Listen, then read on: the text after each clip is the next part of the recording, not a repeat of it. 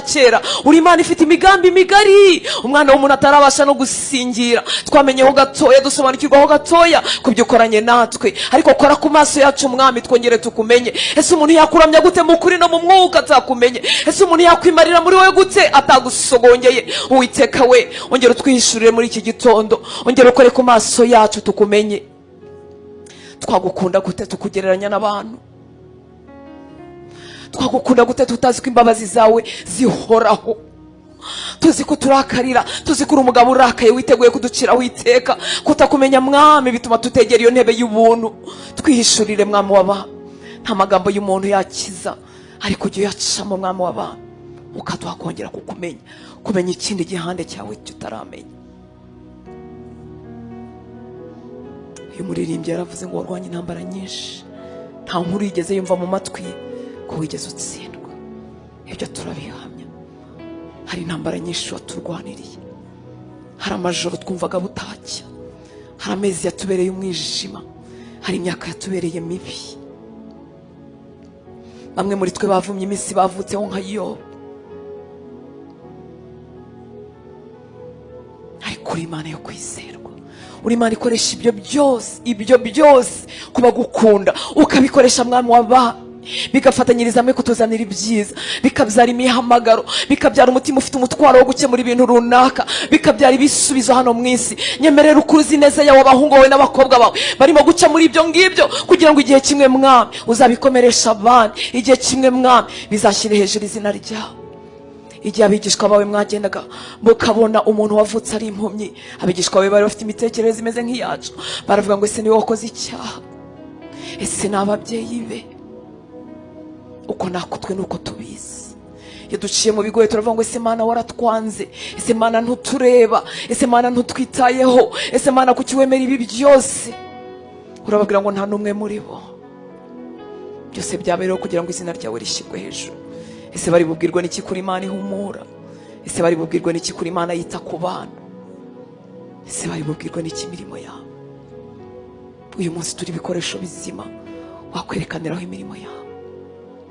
Abapfakaye bazakomeza abandi bapfakazi, ababaye imfubyi bazakomeza abandi, abakennye bazabwira abandi kumara inzara, ababaye imbohe z'ibyaha hanyuma ukababohora bazabwira abandi ko ufite imbaraga zikiza ibyaha. Kora umurimo wawe muri iyi myaka, kora umurimo wawe muri uku kwezi, kora umurimo wawe mwami mu itorero ryawe, kora umurimo wawe mwami mu itorero ry'u Rwanda, kora umurimo wawe mu mitima y'abera abitiriwe izina ryawe, tukuziho agace. Ndahamya neza ko atari aho duhamagare kugarukira, ndahamya neza ko tubikiye ubwiru bwinshi. Tugarukeho mwami, tugarukeho, twigishe gutindana nawe, twigishe gusenga. Niba ba Petero barabimenye mwami, natwe twabimenya. Niba arashoboye kuguhamya kugeza mu rupfu, natwe twaguhamya.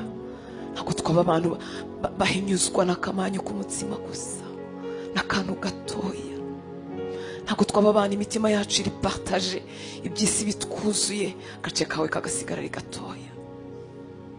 Duhe kurunguruka mu ijuru tukiri inaha, kuko abashobora iby'uru rugendo n'abarungurutseyo, n'abashobora kubona intebe yawe kandi batuye mu midugudu isanzwe. Urakoze mwami mwiza, twizeye ubuntu bwawe, twizeye kugendererwa nawe muri iki gitondo. Reka ijuru rikinguke, imvura y'ububyutse muri iki gihugu cy'u Rwanda. Dore abacu batwajwe igitugu n'umwanzi, mu cyo butumwa bwiza ntushobora kubarasira. Umutware w'isi yabatwikiriye ubwenge, itamurure mu mbaraga zidasanzwe.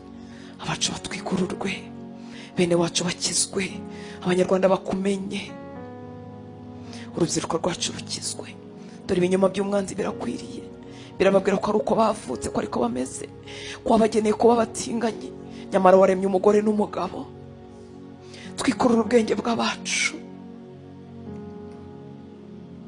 twikurura abagabo bacu, twikurura abagore, twikurura abanyarwandakazi n'abanyarwanda, twikurura abayobozi bacu, twikurura abaturage bagenzi bacu, dutabara Uwiteka Mana Nyiringabo. Garuka mu itorero, udukize kubaka ubwami bwacu, utwibutse ko ari ubwami bwawe, utwibutse ko nta muntu n'umwe twaguze amaraso, twibutse ko nta imbaraga dufite zakiza n'umuntu n'umwe. Bidutere kugushaka, bidutere kugushaka no gushyira ibyiringiro byacu muri wowe. Wituma abayobozi b'amatorero basindishwa n'amati y'abantu, wibyemera Mwami mwiza, wikwemera amacumu y'umwanzi ababasha, wikwemera barambarara hasi, wikwemera Uwiteka Mana Nyiringabo dutwarwa n'irari ry'ibintu, wikwemera Uwiteka Mana Nyiringabo. Kiza uwo wasize, kiza uwo wahamagaye, kiza Uwiteka Mana Nyiringabo. Hembura umurimo wawe, hembura itorero ryawe. Niwe waririnze imyaka irenga 2,000, uracyaririndanye ifuhe, uracyarikomeyeho. Ntabwo ryaguzwe ifeza n'izahabu, ntabwo ryaguzwe amafaranga n'amadokima, ryaguzwe amaraso yawe.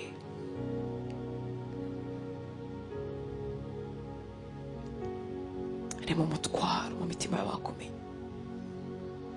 Ijambo ryawe rirambwira ngo niba Kristo yatanze ubugingo bwe ku bwacu, ngo nukugira ngo natwe dutange ubugingo bwacu ku bwa bene data. Ubu bwami twabuhinduye aho kwakira. Ntitwamenye ibyo twahamagariwe gutanga, ntawe witeguye kutwitangira abandi. Mwami nutwambika imbaraga birakunda, Mwami nutubyutsa turabishobora, Mwami nutwambika imbaraga birakunda. Tugarukeho Mwami, turakwizeye, twizeye ineza yawe, twizeye watangiye umurimo mwiza muri twebwe, ko ari nawe uzawusohoza. Wakirisha umuntu umwe kuko wakirisha benshi, ariko turagusaba benshi, turagusaba umusaruro. Niwe wabwiye abigishwa bawe ngo nibasabe Data, warabibonaga ukabona ibisarurwa ni byinshi, urababwira ngo nimusabe yohereza abasaruzi.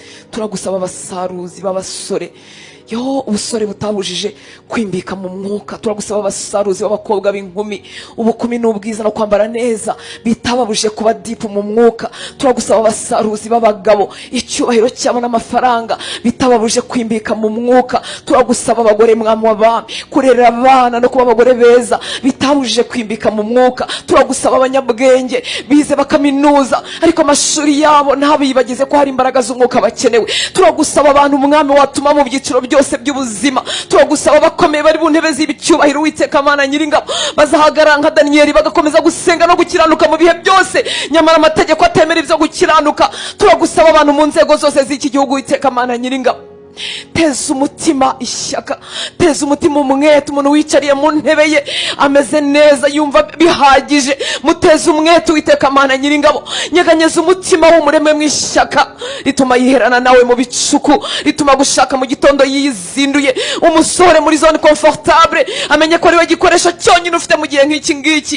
Aharaho niwe wakirisha abo bicarana, nabo bangana, nabo bareshya, nabo bavuga rumwe, nabo bahuje ubukungu. Uwiteka Mana Nyiringabo, kora umurimo wawe Mwami muri iki gihugu. Duciye bugufi kugira ngo ushyirwe hejuru. Tuzi neza ko ntacyo twashobora utarambuye ukuboko kwawe ngo wikorere. Turi ibikoresho gusa. Byaryama bigashira mu munsi, bigashira mu mwuka. Byaryama ntibibyuka, byajya guhaguruka byatera intambwe n'ibikundi. Ibikoresho gusa.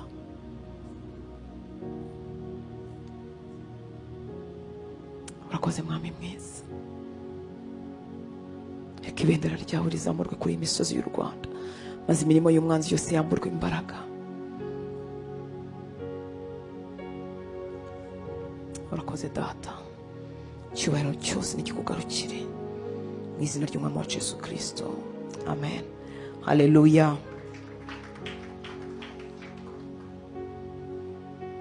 Mwaramutse neza, Yesu ashimwe. Haleluya. Mwaramutse neza mwese, mwagize neza kuba mu nzu y'Imana. Imana ibaha umugisha. Umwanya no w'igiciro, kandi iby'igiciro tugiye kubiha umwami.